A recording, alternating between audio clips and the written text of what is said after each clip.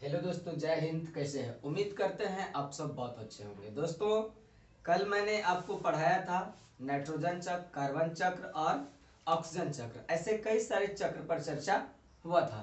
तो कल का टॉपिक मुख्य रूप से जो था वो खत्म हो गया। आज नया चैप्टर हमने शुरू किया है। आपका चैप्टर का नाम है खाद्य संसाधनों में सुधार। जो हम लोग भोजन करते हैं इसमें किस प्रकार से सुधार लाया जाए और हम स्वस्थ रहेंगे। जीवन का महत्वपूर्ण इकाई जो है भोजन से ही जुड़ा हुआ अगर देखा जाए तो जैसा खाए अन्न वैसा हुए मन, जैसा पिए पानी वैसा बोले बानी। ऐसा तो आपने कई सारे जगहों में सुना होगा। अक्सर ऐसा ही होता है। जो सात्विक खाने वाले भोजन होते हैं वह जो है मुख्य रूप से अलग हिसाब किताब का होता है। तो हम ये भी बताएंगे सात्विक, तामसिक बताएंगे और राजसी, तीन प्रकार के भोजन को हम बताएंगे। तो सबसे पहले इसी को देखना है, खाद्य संसाधनों में सुधार। अभी दुनिया में हवा प्रदूषण, जल प्रदूषण, ऑक्सीजन प्रदूषण, ऐसे कई सारे मृदा प्रदूषण, इन सब के कारण कहीं ना कहीं हमारा जुड़ाव जो है भोजन से अटपटांग होता हुआ दिख रहा है। तो यह क्या हो रहा है, अक्सर ऐसा होता ही है। तो क्यों नहीं हम इस पर गुणवत्तापूर्ण सुधार लाए जो हमारे शरीर के लिए लाभदायक हो और शरीर को लंबे समय तक वह टिका कर रख सके। तो सबसे पहली बात, भोजन को तीन फॉर्म में रखा गया है। भोजन का पहला फॉर्म आपका आता है कि शरीर निर्माण। शरीर निर्माण करने के लिए भोजन एक समझिए आधारभूत इकाई की तरह ही काम करता है। क्या बच्चे पेट में रहते हैं तो वह भोजन नहीं करते? हाँ, भले वो अपने हाथ से नहीं करते लेकिन माँ के शरीर से मिलने वाली जो भोजन का रस है बच्चों में उसके नाभि के द्वारा पहुंचता है। तो वह क्या करता है, उसी रस के माध्यम से डेवलप करता है, पेट के अंदर ही विकास करता है, यानी गर्भाशय में उसका विकास होता है। तो करा कि शरीर निर्माण, भोजन के माध्यम से ही शरीर निर्माण होता है, जिसे प्रोटीन और खनिज ये दोनों अगर मिलता है तब शरीर का क्या होता है, वृद्धि। तो प्रोटीन भी हमारे लिए जरूरी है, खनिज भी जरूरी है कि नहीं।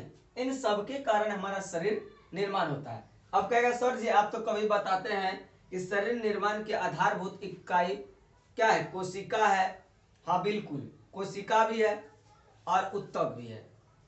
जितने पादप या जंतु जीवधारी कह सकते सभी का शरीर का निर्माण जो है कोशिका से और उत्तक के मिलने से हुआ है, कोई दिक्कत नहीं।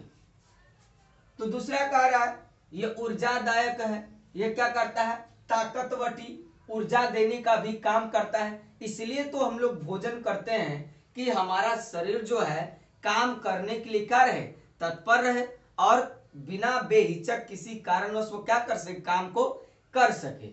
इसीलिए ना करते हैं। तो शरीर में क्या होता है, जो भोजन करते हैं उससे कहीं ना कहीं ऊर्जा यानी ताकत ना, क्या ताकत, शक्ति का निर्माण होता है, यानी कि ग्लूकोज बनता है। क्या बनता है, ग्लूकोज बनता है। अब पूछा जाएगा लोगों से भाई भोजन क्यों करते हैं, तो किसको शायद कोई बताएगा ग्लूकोज का निर्माण करने के लिए। इस सब तुलन है, भोजन करते हैं पेट भरना ही, भोजन करते हैं शरीर की ऊर्जा की प्राप्ति के लिए। तो भाई अब कहेगा सर जी हम लोग खाते तो पेट ही भरता है। जी भरता पेट है, लेकिन जो है काम करता हमारा क्या होता है, एनर्जी लॉस होता है, यानी ऊर्जा की क्षति होता है। इसलिए हम लोग क्या करते हैं, भोजन लेते हैं, तरह तरह के चीज पकवान ऐसे लेते हैं। तो ये होता है। तो क्या हो गया, ऊर्जा यानी भोजन में से ऊर्जा भी मिलता है। तो ऊर्जा कहां से, कार्बोहाइड्रेट से और वसा से। भाई कार्बोहाइड्रेट की सबसे अधिक मात्रा अगर देखा जाए आलू उलू में होता है। तो हम लोग को चावल खाना चाहिए लेकिन ज्यादा चावल नहीं खाना चाहिए। अब कहेगा भाई क्यों नहीं खाना, ज्यादा चावल खाने से जो है आपके शरीर में डायबिटीज लेयर हो सके तो भविष्य में आ सके, लेकिन ऐसा होता नहीं है। तो वो क्या करता है जब शरीर खटता है तो चावल खोजता है, चावल खोजता है, चावल खाने में रुचि भी लगता है, अच्छा होता है और वसा भी। तो इसीलिए देखे होंगे मारवाड़ी लोग का खाने का जो स्टाइल ही है कुछ अलग हिसाब किताब, चावल दाल तरह तरह के सब्जी, उसके बाद पराठा, हो सके तो लड्डू, छाछ, मट्ठा ये सब लोग उपयोग करते हैं ताकि हर तरह के शरीर में विटामिन की प्राप्ति हो सके। दाल तो उन लोग का जरूर रहेगा, जिसके कारण प्रोटीन का मात्रा दाल में, सोयाबीन में ज्यादा है। तो ये कार्बोहाइड्रेट और वसा हो गया। अब आता है विनियंत्रण यानी विकार, विकार मतलब बीमारी। बीमारी को भी नियंत्रण करने के लिए इसका जरूरत पड़ता है। अगर भोजन लोग सही से नहीं करेगा तो क्या हो जाएगा, शरीर कमजोर हो जाएगा, और कमजोर जब हो जाएगा तो फिर वो क्या बन जाएगा, रोगी बन जाएगा। रोगी जब बन जाएगा, एक बार रोगी बन जाने के बाद बहुत कम में आदमी ठीक होता है, नहीं तो कोई ना कोई बीमारी रह जाता है।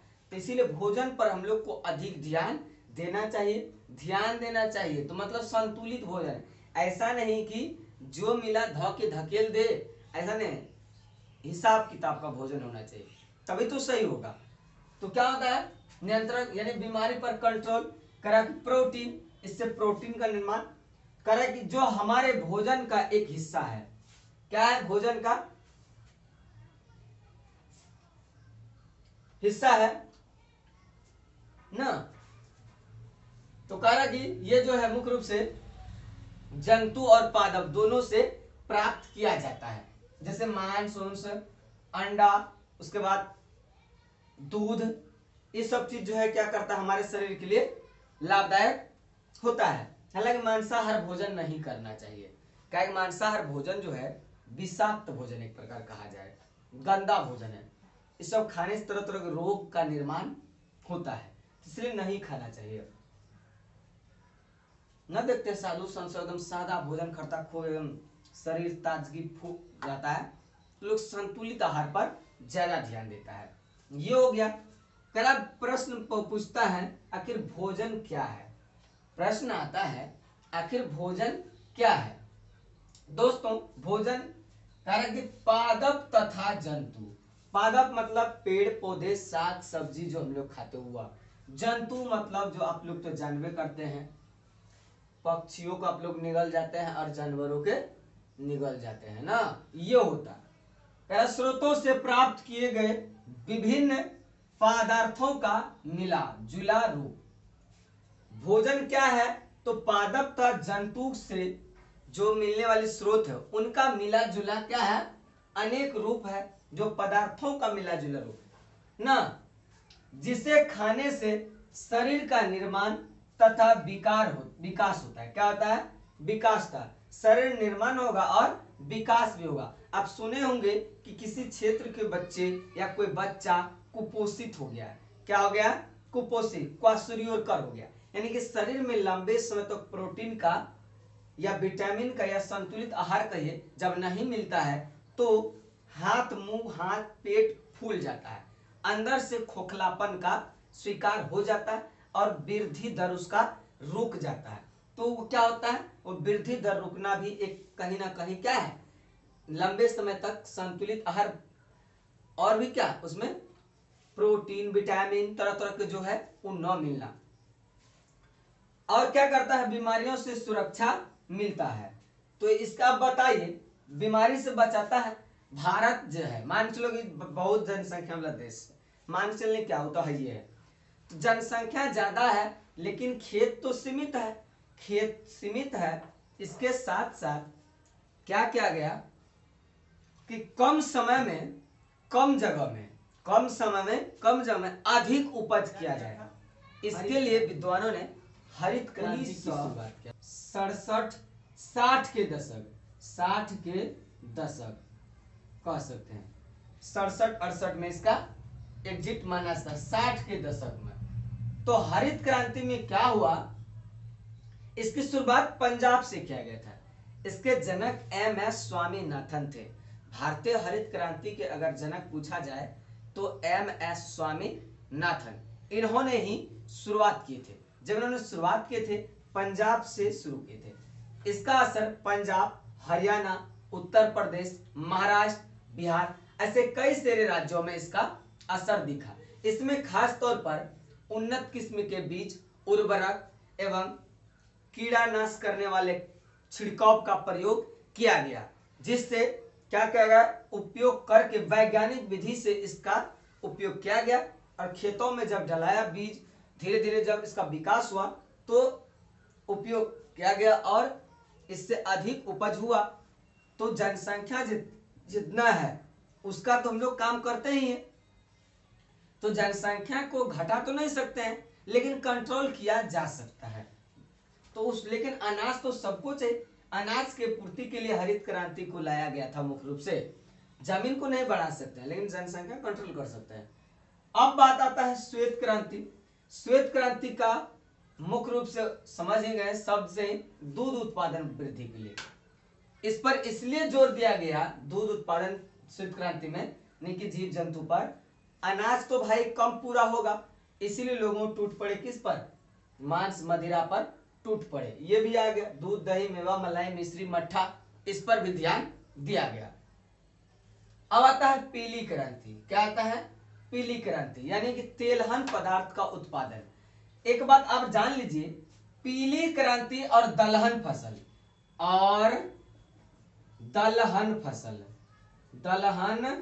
फसल ये दोनों के चलते कहीं ना कहीं खाद्य में क्या आया, खाद्य में उत्पादन, जो खाद्य का उत्पादन था इसमें कमी आ गया। इसलिए कमी आ गया क्योंकि जहां खाद्यान्न का होता था मक्का जौ बाजरा तीसी, इसके जगह पर क्या उपज होने लगा, तो मुख्य रूप से दलहन और तेल वाला पदार्थ लगाया जाने लगा। इससे हमारा क्या हुआ, अनाज भंडारण में कुछ ना कुछ कमी आ गया। और महंगाई भी बढ़ने का यही भी कारण हो सकता है। अनाज का उत्पादन नहीं हो रहा है, दाल उनका ज्यादा नहीं हो रहा, तो कहीं ना कहीं दिक्कत है। अब आपको देखना है भोजन जो है 3 प्रकार के होते हैं। भोजन 3 प्रकार के होते हैं, तो थोड़ा सा हम बताएंगे। सबसे पहला आता है आपका सात्विक भोजन।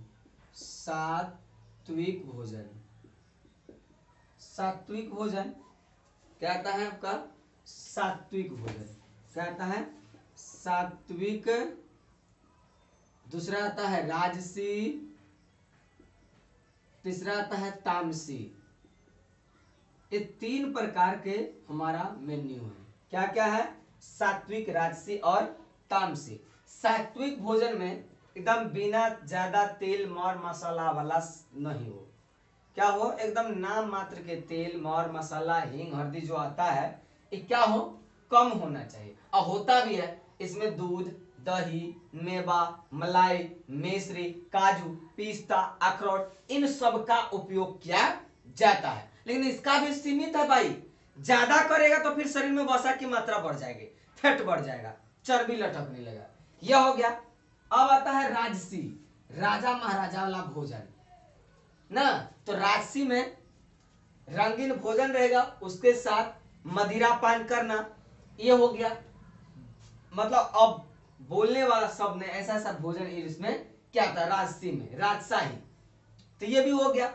अब आता है तामसी। तामसी में मुख्य रूप से समझिए कि ज्यादा मसालेदार सब्जी, उसके बाद मांस लहू युक्त भोजन, ये सब खाना जो है किसमें आ गया, तामसी में। राजसी में तामसी भी रहेगा और उसके साथ साथ कुछ सात्विक ही, और उसमें मदिरा पान तो होता ही। ये सब जो है चलता है आज भी, राजा महाराजा के टाइम से चलता है।